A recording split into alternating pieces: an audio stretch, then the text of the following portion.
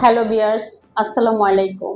আমি doctor Rozina Akter Nilu, consultant cure point, lecturer, Dhaka homeopathic medical college.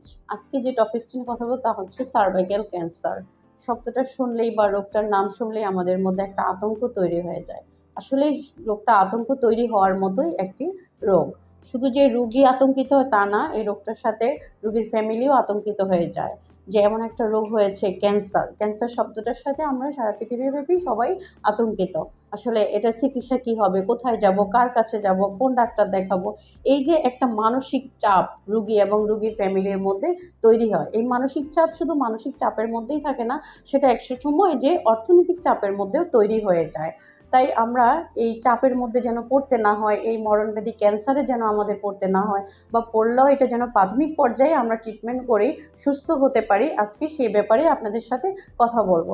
Cervical cancer বা জরায়ুমুখ cancer, এটি মূলত human papilloma virus SPV virus সংক্রমণের কারণে হয়ে থাকে, যা সাধারণত সেক্সুয়াল ট্রান্সমিশন যৌন সংক্রমণ থেকে ছড়ায়। এটি নারীদের প্রজননতন্ত্রের একটি গুরুত্বপূর্ণ রোগ। ভ্যাকসিন এবং প্যাপ স্মিয়ার স্ক্রিনিং টেস্টের মাধ্যমে প্রতিরোধ করা সম্ভব। এটি প্রাথমিক পর্যায়ে তেমন কোনো লক্ষণ প্রকাশ পায় না, কিন্তু যদি গুরুতর পর্যায়ে চলে যায় তখন জরায়ু মুখ দিয়ে অ্যাবনর্মাল ব্লিডিং হয়, কোনো কারণ ছাড়াই ব্লিডিংটা হতে পারে এবং দুর্গন্ধযুক্ত স্রাব নিঃসরিত হয়, পেলভিকে ব্যথা হতে পারে। এসপিভি ভাইরাস, হিউম্যান প্যাপিলোমা ভাইরাসটা, এই ভাইরাসটার কারণেই জরায়ুমুখ ক্যান্সারটা 90% ক্ষেত্রে হয়ে থাকে। আর কি কি কারণ আছে জরায়ুমুখ ক্যান্সার হওয়ার ক্ষেত্রে? প্রথমে যে কারণটা আমরা দেখতে পাই যে ইস্ট্রোজেন হরমোনের ভারসাম্যহীনতা। ইস্ট্রোজেন হরমোন আধিক্যের কারণে, প্রজেস্টেরন হরমোন কমের কারণে এন্ডোমেট্রিয়াল হাইপারপ্লাসিয়া তৈরি হয়। এন্ডোমেট্রিয়াল হাইপারপ্লাসিয়াটা হচ্ছে জরায়ুর ভিতরের আস্তরণটাকে অত্যধিক ঘন এবং মোটা করে দেয়। শুরুতে কিন্তু নন ক্যান্সার থাকে, যদি চিকিৎসা না করা হয় এটা ধীরে ধীরে ক্যান্সারে রূপান্তরিত হতে থাকে। পরবর্তী কারণটা হচ্ছে যে অত্যধিক স্থূলতা, ওবিসিটি। বডি যে চর্বিটা তৈরি হয়, যেটা পূর্বেই বলছে ইস্ট্রোজেন হরমোন, সেই চর্বিটা আমাদের ইস্ট্রোজেন হরমোনটাকে বৃদ্ধি করতে সহায়তা করে, হরমোন বাড়িয়ে দেয়, আর এই বৃদ্ধির কারণেই আমাদের জরায়ুমুখ ক্যান্সারটা হয়ে থাকে। দেরিতে ম্যানোপজ, সাধারণত নারীদের ম্যানোপজ 40 পরেই শুরু হয়ে যায়, যেটা আর্লি ম্যানোপজ, কিন্তু 45 থেকে 50-র মধ্যেই ম্যানোপজটা হয়ে যায়, স্থায়ীভাবে মাসিক বন্ধ হয়ে যায়। কিন্তু এটা যদি কারো দীর্ঘ সময় নিয়ে হয় এবং অনেক দেরিতে হয়, সেক্ষেত্রে তার জরায়ুটা হরমোনের সংস্পর্শে দীর্ঘ সময় থাকে।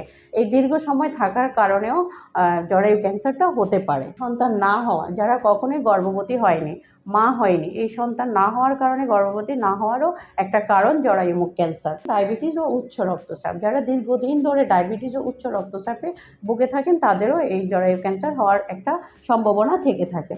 পারিবারিক ইতিহাস, পরিবারে জরায়ু এবং অন্ত্রের ক্যান্সারের ইতিহাস থেকে থাকে, বিশেষ করে মা, নানি, খালা, বোন, এদের যদি থেকে থাকে তাহলে জেনেটিক্যালি আমরা এই জরায়ুমুখ ক্যান্সারটার সমস্যায় ভুগতে পারি, এই ক্যান্সারটা আমাদের হতে পারে। তারপরে আসি যে আমরা মেডিসিন, সাপোজ ব্রেস্ট ক্যান্সারের জন্য যে থেরাপিটা দেওয়া হয়, যে মেডিসিনগুলো ইউজ করা হয়, সেই মেডিসিনের কারণেও আপনার জরায়ুমুখ ক্যান্সার হতে পারে। হলো পিসিওএস, পলিসিস্টিক ওভারিয়ান সিনড্রোম, দীর্ঘদিন থাকার ফলেও আস্তে আস্তে জরায়ুমুখ ক্যান্সারের দিকে আমরা ধাবিত হতে পারি। এই সাধারণ কারণগুলো ছাড়াও আরও ঝুঁকির কিছু কারণ আছে। সেই ঝুঁকির কারণগুলো হলো একাধিক যৌন সঙ্গী থাকা, একাধিক যৌন সঙ্গীর সাথে যৌন মিলন করা, আজকে একজন তো কালকে একজন, যারা এই ধরনের একাধিক যৌন মিলনে অভ্যস্ত তাদের ক্ষেত্রে জরায়ুমুখ ক্যান্সার হওয়াটা খুব স্বাভাবিক, এবং যারা প্যাপ স্মিয়ার টেস্টটা অনিয়মিত পরীক্ষার কারণেও এটা হতে পারে। পরবর্তীতে আমরা দেখে থাকি এই কারণগুলো যদি আমাদের মধ্যে থেকে থাকে তাহলে আমরা কি কি লক্ষণ দেখতে পারবো, কি কি লক্ষণ দেখলে আমরা বুঝতে পারবো যে আমাদের জরায়ুমুখ ক্যান্সার হয়েছে বা হওয়ার পথে আছে। প্রথমত যেটা হলো অ্যাবনর্মাল ভ্যাজাইনাল ব্লিডিং, এটা পিরিয়ডের ব্লিডিং নয়, এটা জরায়ুমুখ ক্যান্সারের জন্য সেরকম ব্লিডিংটা হবে। এই ব্লিডিংটা মেনোপজের পরে, যাদের স্থায়ীভাবে পিরিয়ড বন্ধ হয়ে গেছে, মেনোপজের পরেও এই অ্যাবনর্মাল ব্লিডিংটা হতে পারে। এই ব্লিডিংয়ের পরিমাণটা অত্যধিক পরিমাণ থাকবে, ব্যথা থাকবে।